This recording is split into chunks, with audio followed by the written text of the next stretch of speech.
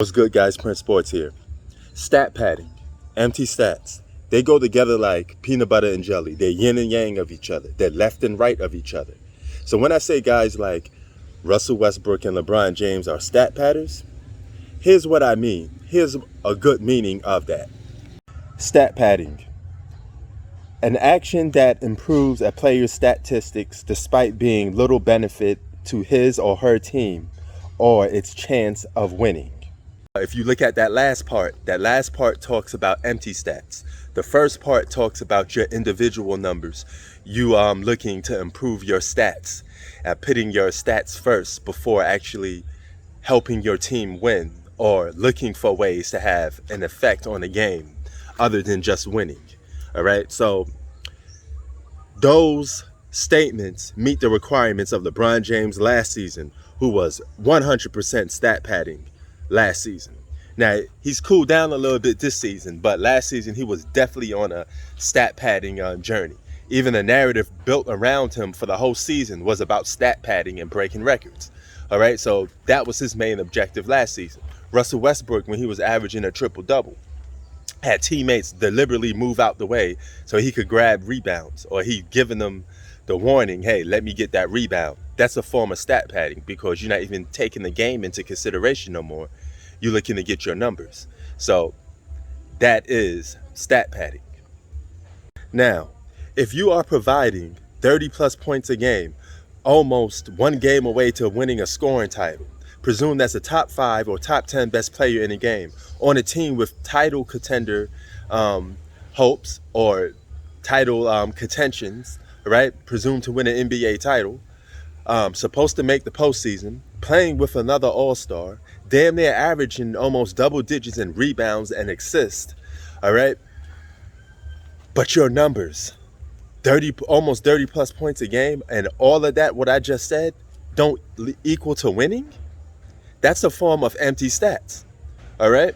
Because if you don't have an impact on your team winning games, but your numbers is through the roof, or top 5 best player in the world, that's stat padding. Not only is that stat padding, but it's empty stats. So you're providing both. And I said they both go together like peanut butter and jelly.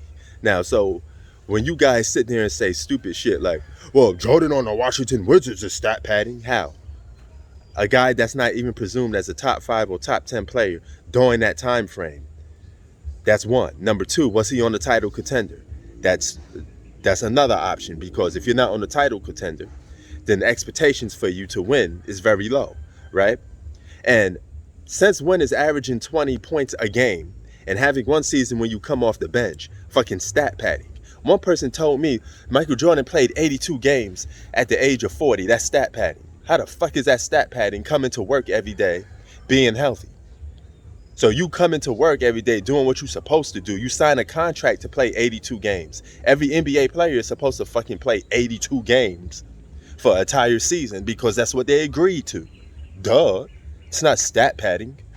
Coming off the bench, sacrificing stats to help your team win for the betterment of the team already diffuses fucking stat padding because it don't fit the criteria of what I just mentioned, right? There's nothing that he's providing that's empty, and there's no stats that he's getting through the roof, like 30 plus points a game or double-digit rebound or assists that he's looking at and getting during these games, right? So it's not stat padding. Stat padding is getting inflated numbers on a losing team that's either presumed to win or a lower contention team, but you getting these numbers and it don't equal to winning at all. Remember, you could be a superstar and lead a bunch of role players to the playoffs. Not talking about championship. You could be putting up big numbers and still win games for your basketball team. Only one team wins an NBA championship, so you can't sit there and say everybody else is a loser.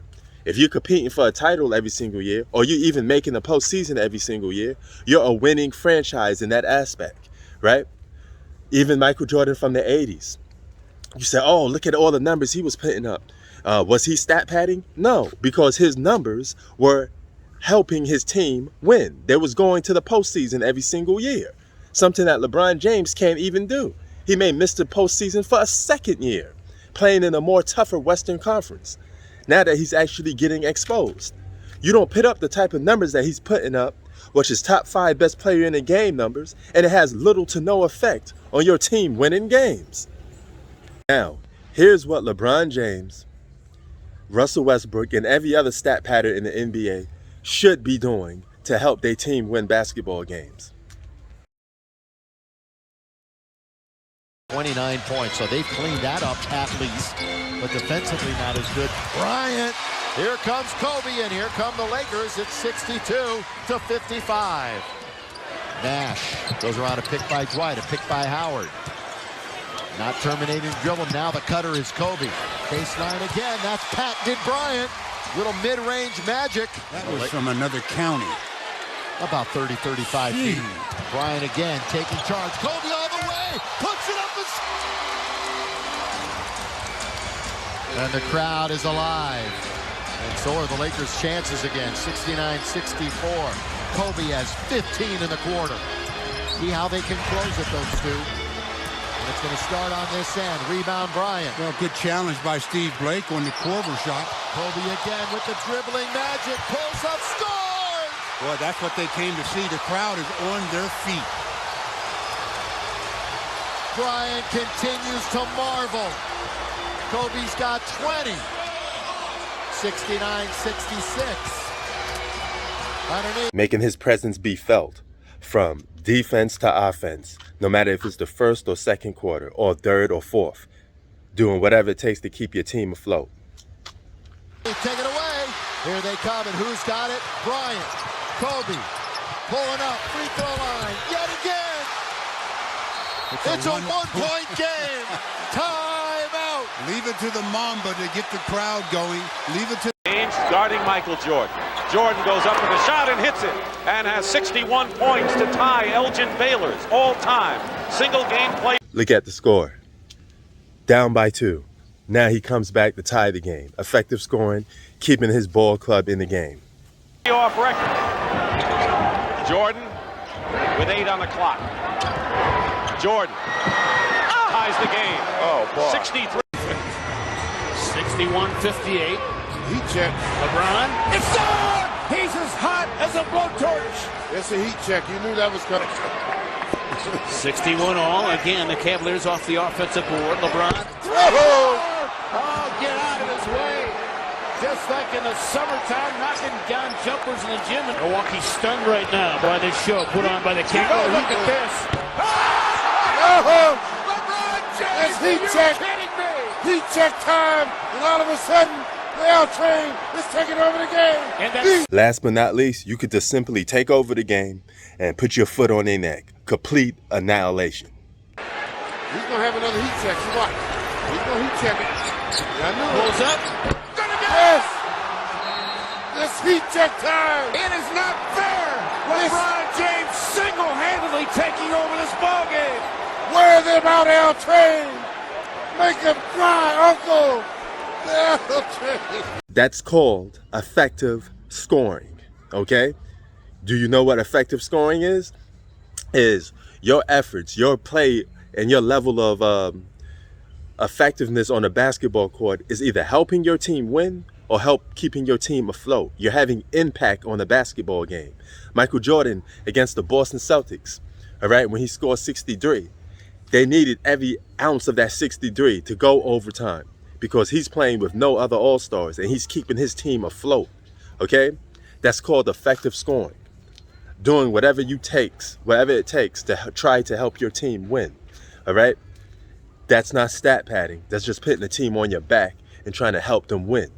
That's something LeBron James isn't trying to do. Now, don't tell me, oh, he ain't playing with this and that. He's playing with another all-star for starters. And even if he's not playing with another all-star, 2009 and 2010, he made the playoffs, playing with just mainly a bunch of role players. Why? Because his level of play on the court was effectiveness, okay? He wasn't putting up numbers just to put up numbers. He was playing an effective game of basketball, helping his team win. So there you go. Now you have a good definition of what stat padding and empty stats is, all right? Period. Now, you could say the same thing for Kevin Love, right, on the Minnesota Timberwolves. No, that's not stat padding, because he was on a lower seed team with no other all-stars, got them 40+ wins in the more tougher Western Conference, okay? And his scoring and rebounding and all those historic numbers he was putting up was helping his team win basketball games, all right? That's what led to that 40+ wins. That's what led to Michael Jordan helping his team win 37+ wins with no other all-star, diving on the ball for loose balls. Effective gameplay. I'm out. Peace.